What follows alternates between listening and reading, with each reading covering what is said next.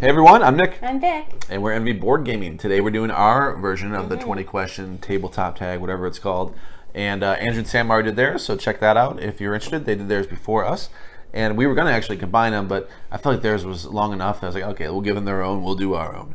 So we were asked by Quapple of Nerds and Better Half Reviews. So like, all right, we'll go ahead and do one of these. We had actually already did an intro on the channel that addressed some of these questions. But, you know, we'll go ahead and there's plenty other ones on here that we did not address. So kick us off. Definitely. I'm going to ask you some questions here. I would have had them answered immediately. Yeah, that's what it is. All right, so the first one is almost like an ASL, but it's name, age, and location. So you go first. Tell me. Well, it's supposed to be like 21, female, California, I think is the standard answer. Of course. I'm in my upper 30s now, and I am near Chicago, about 30 minutes away. We're a little closer to Chicago than Andrew and Sam are. And what was the other one? Your name, your age, and your location. Nick. Okay, I said that part. Yeah. All right. He's Nick. I'm Vik. Don't get it twisted. I'm Vik. I was originally from Canada, from the Toronto area. Moved here to Northwest Indiana a couple years ago. I am 32, same age as Andrew and Sam. And yeah, new here, liking the board game life with Nick here. We started this channel a couple years ago, pretty much the same year that I moved here. So, yeah. Yep. Favorite childhood board game? You want to go? Yeah. So for me, I'd say that my favorite was Monopoly. I really liked it. People didn't really like to play it with me. I maybe had a certain demeanor. I don't know. I was the banker and the real estate agent, so I called myself that, the person who had the properties. I don't even think that's a real title, but I just wanted to have all the stuff in front of me. And so people accused me of cheating. I did not. But yeah, favorite game was definitely the OG Monopoly. And I liked Twister, like I heard that Sam mentioned that. And I thought about that one, and if I classified that as a board game, that was always fun. Yeah. I have like a laundry list. It depends like what year. That's true, because even Clue, I really liked playing Clue. I remember enjoying that as well. So, yeah. Yeah, it depends where I start. So I liked a lot of different games. It really just depends on what time. Like I feel like every year I had a new favorite, so I can list off a bunch if I want. I'll stick with a few. I remember loving this Peter Rabbit, I think, board game. There was Chutes and Ladders from really young. Yahtzee, because it was like the first game I could play with my grandma and my great grandma and understand it and play on their level. There's a bunch though. Guess Who? There's just so many. Yeah, Guess Who? Battleship. Connect 4. Again, this is a question that we already answered in the intro. That all these games that we liked as kids. Once I get a little older, I'm checkers and graduated quickly to chess because I didn't like checkers that much. Chess I liked a ton. I'd read books on it. Yeah, there's a lot. There's a ton. Yahtzee, Battleship, Monopoly, as Vik mentioned, Scrabble. Yeah, so many. Yeah, definitely a hard one to pin down one exact game. Yeah. So when is it that you got into the hobby? Like, when do you think that you really... To modern games. Yeah. I remember buying Pandemic. I just looked it up. It was 2011 that I bought Pandemic. I had other games, but they were more mainstream, or maybe I picked them up like I like trivia games. I bought like Wits End. That's kind of like an unknown-ish trivia game, but I don't count that. So modern board games, I would say it was a cooperative game of Pandemic, which was right around in 2011. Because I remember I got the expansion at the very beginning of 2012, so I'm thinking I got the base in 2011. Yeah, I guess that might make sense. I met you in 2012. So that was probably when I started playing games in my adulthood, because we met playing a video game. We became acquainted with each other playing a video game online. So we were already predisposed to playing games. So when I showed up here, he had games. I said, oh, what are those? What are those? And so I started playing them as a result. So I would say that that's probably my timeline to 2012 when I met him. That has to be it. That was the same year that I did my first game purchase with my own adult money, and everyone is going to laugh at me. But it was funny because I met him, I was all excited, love struck. I remember I had a new job, and I told my coworkers, met this guy, he plays games, we have been learning new games and playing them, and my coworker said, oh, you know a game I've been playing a lot with my family and we really like is Life. So I said to Nick, I'm going to buy Life. I heard that it's really fun. And I never played Life as a kid, so I had no idea. Like, he described it like you could go your own path, like it was a Sims type game. So I actually thought, and this is really silly, I know, I thought that it was a game that you could like manifest destinies. Like, I had no idea it was just moving down a track like Candyland or something. That would have been a good game tag. Life, manifest your destiny. So Game of life. I bought that, and no, I don't have it still. Oh, game's because so trash. It was so terrible. I couldn't believe it, and I lost. So. I was thinking there'd be nostalgia there when she got it for like whatever $8 or whatever you got it for, and it's like, nope, this game's terrible. A bad recommendation. What about you? I guess the pandemic. Yeah, you already answered that, and we still have it. Yeah. Yep. We First don't edition. play it very much, but we do have it. Yep. So Nick, any other hobbies? Anything else you enjoy doing? Yeah, I like a lot of things. Like we just went to a show last night. We go to a lot of shows, a lot of local shows. We were just talking about how it's good that we like a genre that mostly isn't that popular, so you don't have to pay hundreds of dollars for tickets. You only pay like $20 to see 4 bands. Yeah. We go to a lot of shows, sporting events. I love MMA, so every Saturday if there's a big fight card, I will watch that. I'll make sure to clear out my calendar and watch that. I like a lot of different sports. We go golfing here and there. Yeah, nothing crazy though. Nothing like I can say that's a super niche. Yeah. He definitely knows a lot more about music, but I, having met him, opened my mind to so many different songs and artists I hadn't heard before. So that's been something we share as a hobby together, enjoying music. We always have music playing all the time at the home. Unless we're recording pretty much or just waking up. Yeah, even then. That and then sports as well, that brought us together. Him and I was another thing we both liked before we met each other, and then we came together, and now we have each other's sports team memorabilia in the house, and I can't watch a game where my team's playing his or I don't handle it too well. So we're a loser. Yeah. Another hobby of mine that I've actually started doing, thanks to Alyssa, our good friend Alyssa, she helped me jump in and dive into the painting, because Nick had bought me the stuff I needed to start, but I was intimidated. I joined all these Facebook groups and YouTube channels to see people painting, and I thought, I'm not going to be able to do that. Look how small the paints are. Like, how does anyone do that? And then, Alyssa came around, and we decided to do painting together and changed my mind. So now I paint miniatures. That's another thing that I enjoy doing. And I guess aside from that, my hobbies, I include traveling. I travel a lot, and I enjoy it, but it's mainly for work. So not really having a lot of fun out there. Breakthrough game. So there's that. I suppose that definition confuses me. I'm gonna say it's a game that really you knew you were into the hobby once you hit this game. Mine's Castles of Burgundy. Yeah. And I mentioned that before. It's the game that I realized that okay, I want to buy a lot of games. This is the breakthrough. This is what the straw that broke the back. I'm not just a casual gamer. I like a lot of these games. I'm gonna keep trying all these games because the Castles of Burgundy was so clean, so rewarding of choices, and I never played a game like it. That it really just flung me into the hobby. Yeah, for me it would be Pandemic when you bought that, and I said, we don't have to face each other. We can play with each other. There's games out there that we work towards a common goal and try to support each other. And like on a Battlefield when we play our video game. Exactly, and that's something I really enjoyed, was being a teammate of Nick's. He's good. So I wanted to, I thought, wow, you could play games together. This is so great. So that was a really novel concept for me. So I think that's probably the time that was breakthrough. What theme do you find always draws you in? You can answer that one. Do you have one? Animals, space. I like those a lot. I'm forgetting one right now, and I know for sure. I guess if it's food. Nature. Food, yeah, food's good for you. Anything. I really, theme is not too heavy for me. I really care more about like the appearance of the game or the quality of the components more than I care about like if I play a game where things are just very poorly produced, then that really takes away from the experience. But I never immerse myself in a theme and go, wow, I really feel like I am doing whatever, finding a planet. Oh, actually, Planet X I kind of feel like I'm looking for, like I'm researching. But I guess space takes the cake, and cute animals if I had to pick two. Okay.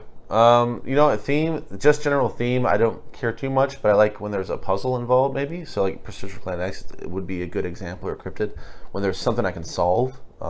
Whether that being to solve the best way to win the game, it could even be as simple as that, which is a pretty loose and liberal interpretation of theme, but solving a puzzle is good for me, but no theme in general. I'm not going to lie to you and say, oh, I really like this one. I will mention that alternate history is a cool concept to me. Yeah. And that helps that I like Scythe. So I'll say that. Yeah. Your favorite mechanism? Worker placement, bar none, is my favorite mechanism, but there's so many I love. I love hand management, resource collection. I love all kinds of stuff. There's a few that I dislike. Yeah, same. I really like worker placement. That's really cool to go out, put somebody out, get some resources, build engine building. I love to build an engine. I love seeing a tableau of things that chain off one another. That's so satisfying to me. It really makes point salad games really feed into that too. If I'm playing a game where you're getting a lot of points, I enjoy that. I like that gratification of getting points.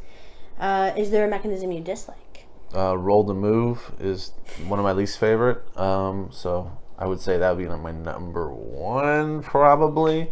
I'm trying to think of one that even competes with roll and move. No, I don't think anything competes with roll and move. What about you? I would say, I mean, I don't really care for take that games where we're trying to fight each other. So I think when it comes to an area control game, I find, especially at 2 players, I don't want to try to control areas against you. I just don't. I want to stay in my one little area, harvest my resources. I don't often go into your area. I don't want to fight you. I don't want to. So you're saying in particular area control with 2 players? Yeah, that is just really bad for me. It's not just with you. I just don't, even, I guess in area control, let me just say across the board, I don't really like getting into ruining people's games by like, oh, I'm pushing you out, now you're off the board, now rebuild your whole society. I don't like those vibes. I don't like take that things too much. Although there are times, and I've said in reviews, where there's take that and we had fun because it felt equal. It didn't feel like somebody, okay, you're winning the game, now everyone else is going against you. So I'll say it for you, probably is more of a combination of those two. Of both those has to be combined because there are area control games that aren't that punishing. Yeah, so exactly, and I tend to like those. I'll say in the review, oh, I really liked this compared to others. So yes, that's it. Northgard we liked. We liked First Empires. Yeah. It's not that punishing when you're taking over. So just don't like to get wrecked in area control. Ethnos. Yeah. What is the newest game in your collection? I don't even know. For me, it's going to be Snow Expansion to Magnificent. It's coming this week, I think Monday or tomorrow or Tuesday. It's coming. So I don't know if we should count those that ones that are coming. So we have a bunch that are coming right now. I know. And Kickstarters. He buys so many games that one that we actually got. I stumble on them in the middle of the night. You got Eclipse. That's true. So I bought Eclipse for Nick for his birthday, and I learned it-ish. I kind of learned it, but we haven't pulled it out yet to play it. So in the same shipment, I think we got like 4. And we played half of them. Yeah, you have Anno. Wonderful Kingdom. We play. Oh no, we didn't play it yet. Decorum we did play. That was in the shipment. Tekenu and what you just said, Anno. We did not play those 2 yet. So I guess that answers that. Yeah, some did, some didn't. If they come in the same shipment, it's hard to say like which one. I don't know. There's like 5. How many shipments per week, Nick? I don't know. We also got Viking Raiders. Delicious. That was sent to us. Delicious. We've already played Viking Raiders, so that's a yes. Delicious, yes. We just did a playthrough. Sunset over water. Anyway, haven't played. Lots of games. Lots of opportunities to play them in the future. And we keep going on for another 30 minutes. Yeah, we'll spare you. Okay. Your favorite player count? I don't have one.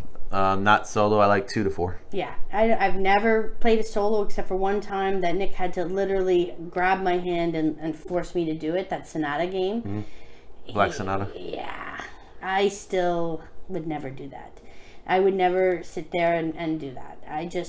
I like the atmosphere. You also get one that works for you. Maybe, but even a roll and write or something, I'm never going to do that by myself. Okay.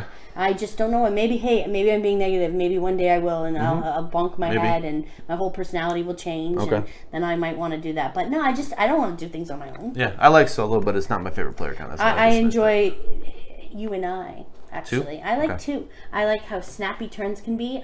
Sometimes we're at a disadvantage because the game's not meant for that. But that's what we play the most. So I have to say 2 for me. Board game pet peeves. Cell phone. Oh, yeah. That's it. That's it, eh? Yeah, That's just the not only paying one. attention. Like, Yeah. hey, it's your turn.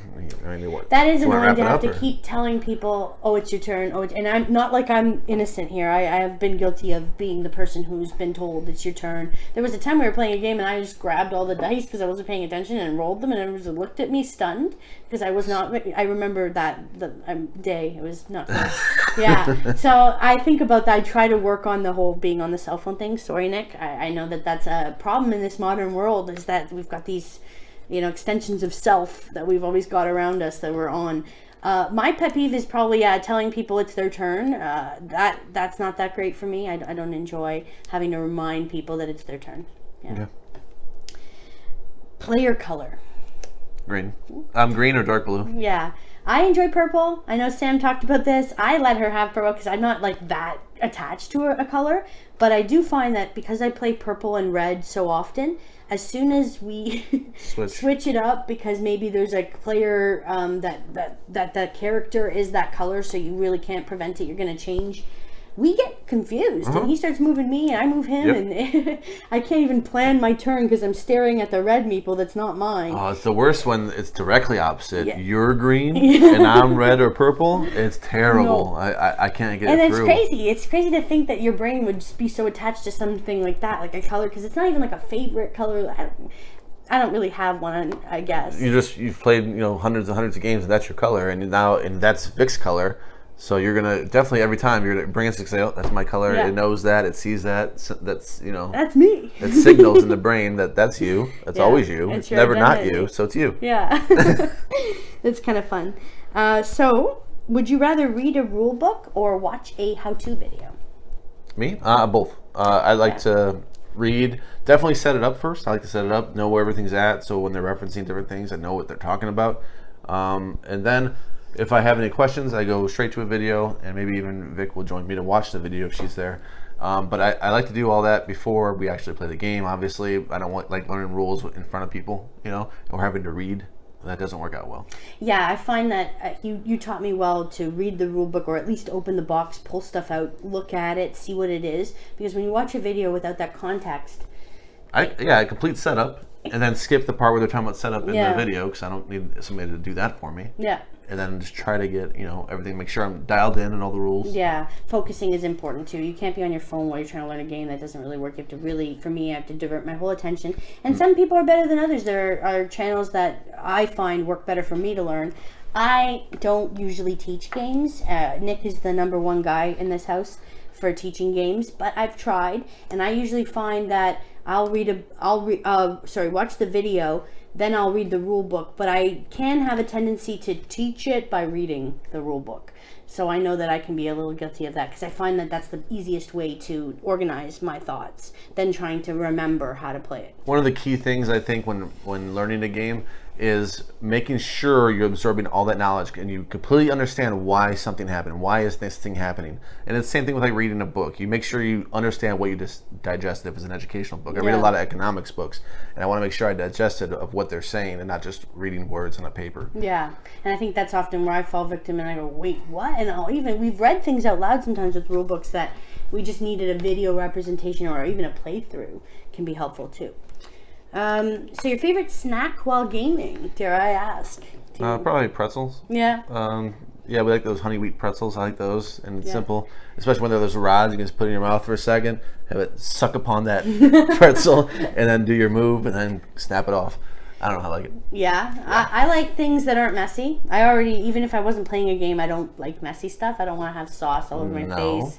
So I eat anything, though. If you put it in front of me, I'm going to eat it. So I don't... Popcorn? Chips. Yeah, definitely popcorn. Yeah, 100% popcorn. You know it. Board game convention attendance. Huh? Well, I don't really want to speak for him because I think he went to actually one more thing than I did. But we went to Dice Tower Cruise together. That was the first and only board game convention I've ever attended. I do work in a field of conferences and trade shows, but strangely enough, I have not had any board game expos or conferences come my way. The only thing, Comic-Con and Fan Expo, the other side of my company does those shows, but I've never actually worked them myself. So Only Dice Tower Cruise for me. Twice. We did it twice. So we did that twice. The only other one I did was a local one in the region. I can't remember what it's called. Yeah, it changed its name because the guy who did it passed. Mm-hmm. It was something like Archicon or something like that. Archicon, yeah. Something like that. That's where I met Alyssa and Tim. Yeah. Unreleased game that you are excited for. If you know us, we back a lot of Kickstarters and GameFound projects, and we do get games, sometimes sent to us by publishers and things like that. So what game that's not released are you most excited for? It's hard to say. It depends on the definition of released, because some people have it already. I don't. Endless Winter is on the way. Yeah. I don't know if that's considered released. If it's not, then it's Endless Winter. I think for me, it's got to be Distilled. I've been waiting for that one for a while. Also Last Light, but that one's really far from coming because they are still working through the rule book on that one. But Distilled has had some good updates on that. I'm excited for that. And Oros is coming. I don't back a lot of Kickstarters and GameFound, so when I do, it's very meaningful to me. It has to be really good to get me. So I'm excited for those ones to come through. IS Vanguard, another one. ISS Vanguard. Yes, how could I forget? That one's soon as well. Next month. I have a feeling something is going to show up one day, and we're not going to even remember backing it or knowing it. I don't think so. Not with me. I follow it too much. Yeah? Yeah, not with me. I wouldn't think so. I'm going to see one day. I'm going to get you. I'm going to order something and surprise you. Favorite thing about board gaming? Go ahead. Unless you want me to do it. Well, I think you're going to say me. No? Okay. A person? Favorite thing about board gaming? Yeah. Victoria. Yeah, me, right? It leads into it, I guess. No, I'm just kidding. But I think the best thing about board gaming is Nick, because... What? Yeah, because... A human? Yeah, he teaches games really well. He is a really good winner and a really good loser. He has a lot of grace and humility. He's taught me a lot in my life about how, how to behave, I guess, with these things. Because I used to take losing so badly, I couldn't handle it. So I think that the relationships with people, if I want to make it more broad, is just, meeting Andrew and Sam through the hobby. I'm new to this country, so it's nice to be able to make some new friends that aren't from Nick's past or from Nick's life, his own world. I like to have a world that we are creating together. So for me, I think it's the people, the experiences. Alyssa and Tim, Nick met them, and then I had another great set of friends there, and I feel, I hang out with Alyssa, her and I on our own. I've met some of her friends, so it's really great. I just like that about board gaming. And one final thing, I don't want to be too long-winded. I really like that him and I have some good quality time together as a married couple. I'll tell you, even when we were dating, a boyfriend, girlfriend, I couldn't imagine if him and I were just sitting there watching TV and I would be on my phone just scrolling through social media. It's just so good to just be in a moment together, no screens, no phones, and just work on something, maybe co-op or battle against each other. It's really good. Yep, and I was going to actually, that's what I was going to say, something like that, along those lines, where you're building relationships and whatnot. And, it's a good feeling. It's something different. Like I was just going to say about watching TV. It beats that so much. It's so much more interactive between people. Being a couple, that helps a lot. Even with friends. I mean, think about maybe going to a zoo. It's the same thing. It's something you guys can all talk about. You're seeing it in front of you. You're seeing a game in front of you, or an animal at the zoo. That's like this perfect first date. Yeah. Icebreaker. And a game serves that function too. There are a lot of games that could serve as an icebreaker. Like this brings a focus on something else. And then if it's not too heavy, you guys talk about different things. If it's heavier, then if you don't want to talk about different things, you just want to talk about a game, bring in a little heavier game. It serves so many functions. Different games serve different purposes. If you really want to talk, we play a lot of My City, and we talk during that the whole time, making jokes, because you don't need that much focus. No. But if you need a lot of focus and you'd rather just talk about a game, up the level. And it's cool. It serves a lot of different functions. Yeah. I almost thought that you were going to pick your biggest pet peeve, people talking and having conversations during the game, because I know you can be strictly business sometimes. Where it's just like, if it's that much downtime. Yeah. Like, I'm going to finish the story. Like, and you're waiting for your turn. Like, yeah, you know what? I even find that kind of annoying, and I love talking, and then I'll catch myself. Anyway, that's what I thought. It's funny you say that, because that's what I thought you might say. So if you were faced with, are you more of an open and punch guy? So as soon as you get the game, are you opening it and punching out all the components? Or are you waiting till you're going to play it before you open it up? And wait till I'm learning it or playing it, one of the two. But it depends on what you mean by playing it, because I'm not going to invite people over and have it still shrinked if I can avoid that, because I want to have it learned, down pat, then open it. Unless it's a light game, then you can get away with that. Yeah, that's Like, true. I already know this game, so we're good. I can just open it. We tend to try to even pre-play a game before we want to Yes. bring it to 4, because we really, people are busy. You don't have a lot of time to have game nights. We don't do like a game retreats where we're all spending the entire weekends with people playing games. So time is of the essence, and before you know it, after you've had dinner and all the other stuff, it's good to just be quick on the teach. Yeah, it's rare that we play a game that people have played before. Like, we don't really do repeats of games. Yeah. Very occasionally that'll happen where somebody will ask for it, or if it's legacy, then obviously it's got to happen. That is so true. And we are often presenting a new game and teaching it to somebody else. So we do try to make that effort, because it is really, who wants to watch somebody just doing this with a rule book and then everyone else is talking while that person's trying to read? So in essence, we wait. We are punch when we play. waiters. We wait. We wait a little bit.